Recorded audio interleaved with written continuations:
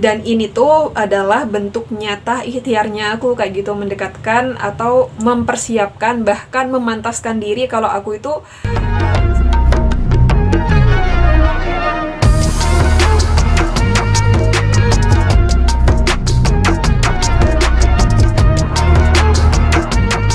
Halo, Assalamualaikum warahmatullahi wabarakatuh. Sahabat para pejuang Riyadho, Alhamdulillah balik lagi di channel YouTube aku buat ngebahas WY40H. Nah, kalau kemarin aku sudah pernah bahas ya tata caranya.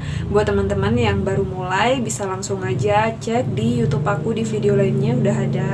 Niat sudah, jalanin riadohnya sudah. Terus apalagi nih Kak, step selanjutnya kayak gitu yang harus aku lakuin biar aku tuh tetap istiqomah, riadohnya tetap fokus, tetap percaya sama Allah.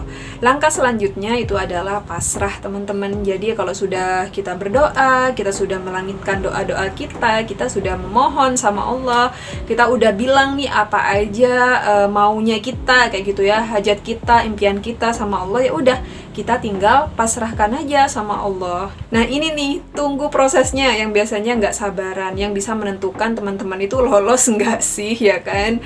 Ada yang dalam proses itu teman-teman tuh sabar sampai bener-bener hajatnya dikabul sama Allah. Ada juga nih kan ya, tipe-tipe yang ketika menunggu prosesnya hajat itu dikabul nggak sabaran, akhirnya apa? Berhenti riadohnya. Oke Kak, aku udah pasrah nih ya, udah aku serahin semuanya sama Allah, terserah Allah mau mengkabulkan kapan. Langkah selanjutnya apalagi? Ikhtiar dong, ya kan? Langkah nyata. Kalau seandainya kita punya impian, ya kita jangan cuman berdoa aja, tapi ada ikhtiar-ikhtiar lain yang harus kita lakukan yang mendekatkan ke impian kita, kayak itu. Misalnya nih, kita kepingin yang namanya dapat beasiswa, misal ke luar negeri. Nah, ikhtiar apa yang kita lakuin? Yang belajar tentunya sudah pasti. Jangan cuma doa aja ya, terus kita tuh nggak mau belajar, kita males-malesan. Ya gak gitu juga caranya. Ada juga nih, misal impiannya ya, atau hajatnya kepingin lunasin hutang. Apa nih yang bisa dilakukan selama menunggu proses dilunaskan hutangnya sama Allah? Yang mungkin teman-teman bisa nyicil hutangnya. Misalnya ini pengalaman aku ya, melunasi hutang 10 juta dalam waktu 3 bulan. Nah selama 3 bulan ini, jadi aku tuh nggak cuma doa aja, ya Allah bantu aku mudahkan bayar hutang. Nggak cuma gitu aja, ada juga ikhtiar-ikhtiar yang aku lakuin. Yang pertama, aku mulai menyicil hutangnya. Ya aku tahu uangku waktu itu nggak cukup bayar langsung 10 juta. Cuman waktu itu aku ada uang 50 ribu, ya udah aku simpen, terus aku niatin bakal bayar hutang yang 10 juta. Ingat, 10 juta kalau dikurangi 50 ribu itu sudah nggak jadi 10 juta lagi. Ya meskipun kita bayarnya cuman misal 10 ribu kayak gitu ya, hutangnya kita 100 ribu, kan nggak jadi 100 ribu lagi, jadi 90 ribu. Selain niat, doa, pasrah, ada juga nih tindakan dari kesungguhan kita. Kita tuh bener-bener minta sama Allah. Makanya kita tuh buktiin sama Allah kalau kita itu beneran butuh kayak gitu loh. Salah satunya ikhtiar-ikhtiar tadi. Nah di tahun ini kan aku punya impian ya, impiannya itu umroh teman-teman. Doakan ya, semoga aja. Nah aku tuh minta sama Allah, doa sama Allah gimana caranya aku itu umroh di bulan Desember. Sebenarnya kepingin banget di Desember. Cuman untuk saat ini, baru-baru ini aku rubah doanya. Jadi aku nggak nargetin bulan Desember umroh. Yang penting aku kepingin umroh secepatnya kayak gitu. Jadi aku udah nggak ngasih batasan kapan-kapannya. Nah aku kan udah niat nih, niatnya sebenarnya udah dari dulu, cuman nggak begitu disungguh-sungguhin kayak gitu. Baru-baru ini sih benar-benar difokusin untuk niat umroh ini. Aku niat, terus aku jalanin WY40H-nya, aku berdoa sama Allah, minta hajatnya ini cepat dikabulkan umrohnya. Kemudian aku pasrahin. Nah bentuk pasrahnya ya tadi, yang awalnya aku nargetin Desember, terus aku lepasin kayak gitu loh. Jadi aku minta sama Allah, terserah deh kapan aja, yang penting secepatnya kayak gitu. Nah kemudian bentuk ikhtiar selanjutnya adalah, karena aku kan ini belum bisa ya buat visa kan lumayan mahal. Jadi aku beli sesuatu yang mendekatkan ke impian tadi. Salah satunya adalah Jadi aku beli ini teman-teman, ini tuh tasbih ya, kayak souvenir gitu. Nah biasanya kan kalau orang pulang dari umroh pasti bakal ada kan yang namanya tetangga, saudara bakal main ke rumah. Dan pas pulang mereka biasanya dikasih kayak souvenir. Nah aku tuh beli souvenirnya dulu. Dan ini tuh adalah bentuk nyata ikhtiarnya aku kayak gitu, mendekatkan atau mempersiapkan, bahkan memantaskan diri kalau aku itu insya Allah siap kalau seandainya Allah benar-benar ngundang aku di tahun ini atau Desember ini. Jadi disesuaikan aja ya teman-teman tuh hajatnya apa, impiannya apa. Ya udah beli sesuatu atau ikhtiar sesuatu dengan apa yang bisa mendekatkan dengan impian teman-teman. Kak, kalau seandainya aku kepingin mobil, impianku pingin mobil, apa yang harus aku lakuin kayak gitu? Ya udah beli aja sesuatu yang ada hubungannya dengan mobil dan jadikan itu penyemangat buat teman-teman untuk tetap bisa riyadoh kayak gitu. Semangat riyadohnya, minta doanya tambah semangat lagi sama Allah. Kak, bukannya dengan begitu kita tuh malah tambah lebih fokus sama hajatnya ya, katanya tadi dilepaskan, tapi kok sekarang kita disuruh yang beli ini itu, bukannya kita tambah menggenggam hajatnya Kak? Gini, makanya kenapa aku bilang tadi ya harus pasrah. Nah, pasrah di sini tuh jangan meletakkan hajat kita tuh di hati tapi di tangan kayak gitu. Ya, kalau di hati ada melesetnya, misal kayak aku tadi, pinginnya kan Desember tuh. Itu benar-benar aku genggam di hati, Desember pokoknya selesai, Desember pokoknya aku umroh.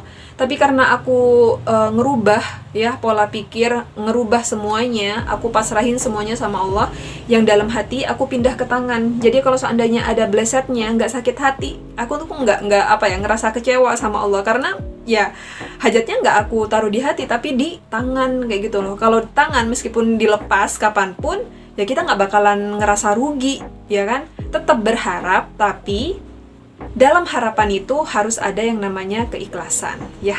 Nah, ini nih hal yang paling penting. Sudah aku bahas juga di video ini kemarin, siapa yang ingat?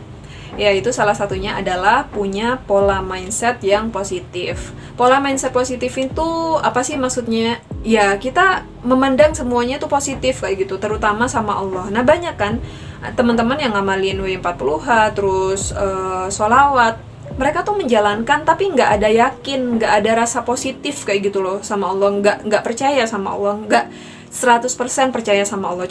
Kemarin di TikTok itu ada yang komen, Kak, aku sudah menjalankan W40H, kok tambah seret ya, kok tambah rezeki itu ditutup ya, ngerasa ditutup sama Allah, aku malah ditagi-tagi sama debt collector. Nah, kalau kita punya pemikiran yang negatif, ya udah negatif aja bawaannya. Karena apa? Kita nggak percaya sama Allah. Tapi kalau kita punya mindset yang positif, oh iya ya, mungkin Allah ngasih kayak gini tuh biar aku lebih belajar kayak gitu, lebih apa ya, hati-hati, nggak ngutang lagi, apalagi ngutang riba. Mungkin Allah ngasih pelajaran nih sama aku, ya nggak apa-apa sih, hari ini mungkin Allah uji dulu, tapi aku yakin aku apa ya, positif aja sama Allah, kedepannya mungkin ada rezeki yang lebih dari ini. Nah itu contohnya, nah itu pentingnya kenapa harus ya punya pola mindset yang positif. Karena ya namanya ujian, ya siapa sih yang mau kayak gitu ya, dikasih ujian, kita riyadoh malah dikasih ujian sama Allah, kita riyadoh malah dipersulit sama Allah mungkin ya. Tapi kalau seandainya kita punya keyakinan 100% sama Allah, ujian-ujian tadi yang katanya berat, yang katanya susah, itu akan berubah menjadi oh iya, ini pelajaran. Nah, seperti itu teman-teman. Yang jadi pertanyaannya sekarang itu, gimana sih cara memunculin atau ngerubah pola mindset negatif kita ke positif kayak gitu Kak, biar kita tuh tetap semangat ibadahnya, biar kita tuh memandang ujian menjadi rasa syukur, ya kan? Karena semakin kita bersyukur, semakin cepet nih doa kita bakal dikabul sama Allah. Tips yang pertama, banyakin istighfar dan sholawat teman-teman, karena sebenarnya segala hal sesuatu yang positif itu muncul karena ketenangan hati. Coba aja, kalau seandainya kita gerusah-gerusuh, hati nggak tenang, khawatir, takut, kira-kira kita bisa bersyukur nggak? Nah, di sini pentingnya zikir sama sholawat. Karena dengan begitu kita bisa lebih rileks kayak gitu ya, dengan sholawat, dengan kita beristighfar, insya Allah ada ketenangan. Makanya kenapa setiap kali kita marah, kita tuh disarankan untuk istighfar. Ya karena istighfar dan sholawat itu penenang hati. Selain istighfar sama sholawat, teman-teman juga bisa belajar tentang ilmu pengembangan diri. Nah, kalau ilmu pengembangan diri, aku biasanya banyak belajar di channel YouTube Analisa Channel. Nah, di situ tuh banyak bahas tentang mindset, terus mental health, terus banyak lah pokoknya ya yang berhubungan dengan pikiran dan kesehatan mental kita. Terus bisa juga nih belajar tentang ilmu loa. Nah, kalau untuk loa sendiri, aku tuh pernah belajar tapi nggak secara detail sih. Tahu aja loa tuh, oh loa itu seperti ini kayak gitu. Aku tuh belajar di bukunya Ipo Santosa. Dan sekarang sudah ada channel YouTube yang ngebahas khusus ya loa. Salah satunya adalah DN Resutari sama Trisnani Moonlight. Nah, teman-teman juga bisa belajar di sana. Insya Allah dengan kita belajar dua ilmu tadi, itu bakal ngebantu kita ngerubah pola mindset yang lebih sehat lagi atau positif. Tips yang terakhir yang sering banget aku lakuin, bahkan ini hampir setiap pagi kayak gitu ya, buat menjaga gimana caranya aku tetap rileks, tetap tenang, tetap berpikir positif tentang apa yang aku lakuin. Riyadoh ini tuh bakal berhasil, bakal diijabah sama Allah cepet kayak gitu. Salah satunya adalah menenangkan diri dengan meditasi yoga. Aku nggak ikut ini sih, sanggar khusus atau apa, ya cuman yoga-yoga biasa aja di rumah. Sekarang kan banyak tutorialnya kan di YouTube, jadi aku tiap pagi tuh nontonin kayak tutorial yoga, gimana caranya hati pikiran itu rileks, kayak gitu ya.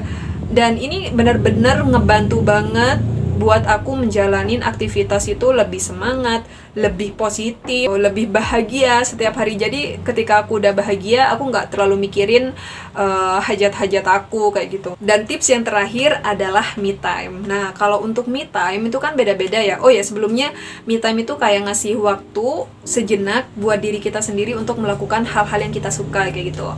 Ada sih kan teman-teman yang me time, misal sendirian di kamar, terus baca buku, atau masak, bisa nyanyi-nyanyi di dalam kamar sendirian, pokoknya menimbulkan rasa bahagia. Kalau aku me time-nya lebih ke nonton film aja sama luluran di rumah, body care-an di rumah, apalagi kalau body care-nya itu produknya yang wanginya tuh menenangkan kayak gitu. Nah, ini membantu banget buat tubuh kita jadi rileks, terus pikiran kita jadi rileks. Kalau ngomongin produk body care, cocok untuk me time di rumah ya, untuk menimbulkan rasa positif karena wanginya nih benar-benar menenangkan. Nah, cocok banget, kalian bisa pakai body care dari Scarlett. Nah, kemarin aku udah nyoba pakai yang varian coffee, ini yang terbaru. Ada juga brightening shower scrub-nya varian coffee. Kalau seandainya ini dua-duanya dipakai, ini udah paket lengkap buat me time di rumah. Jadi kalian bisa hemat, nggak perlu ke salon. Kita bisa body care-an kapan aja, kita bisa me time kapan aja. Pakai dua produk terbaru dari Scarlett ini. Cara pakai si body scrub ini tuh gampang banget ya, hampir sama sih sama body scrub lainnya. Langsung aja kalian ambil, terus kalian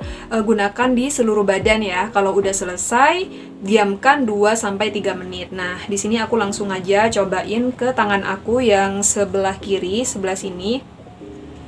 Nah, jadi ini tangan yang nggak aku kasih ya. Jadi kamu bisa ngelihat nih perubahannya nanti seperti apa. Ini kenapa sih ngasih efek cerah kayak gitu ya, karena ini ada kandungan vitamin E sama glutathionnya teman-teman. Fungsinya si body scrub ini, nah kalian bisa lihat kan ya, ada scrub-scrub kecilnya, dia tuh untuk mengangkat kulit mati. Ini bisa digunain buat seluruh jenis kulit, terus dia tuh juga aman, sudah BPOM. Nah, seperti ini. Tuh, ini baru satu kali pakainya udah beda banget kan kelihatannya. Apalagi kamu rutin pakainya tuh.